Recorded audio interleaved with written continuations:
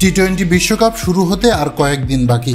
20 দলের বিশ্বকাপে প্রায় সব দেশই নিজেদের বিশ্বকাপ জার্সি উন্মোচন করে দিয়েছে, যেখানে আফগানরা রীতিমতো চমকে দিয়েছে বিশ্বকে। অভিনব সেই উন্মোচনকে অনেকেই আলিফ লায়লার জাদুর সঙ্গেও তুলনা করেছে। তবে এখন পর্যন্ত বাংলাদেশের টি-20 বিশ্বকাপ যাচ্ছির দেখা মেলেনি। তবে খুব দ্রুতই বাংলাদেশের যাচ্ছি দেখানো হবে জানিয়ে যাচ্ছি নিয়ে সব প্রশ্নের উত্তর দিয়েছেন জালাল ইউনুস। বলেন, আমাদের যাচ্ছি অনেক আগেই রেডি হয়ে গেছে, অন্যান্য দেশের মতো আমাদেরও একটা প্ল্যান আছে, সেজন্যই আমরা অপেক্ষা করছি। তবে আশা করি কিছুদিনের মধ্যেই আপনারা তা দেখতে পাবেন।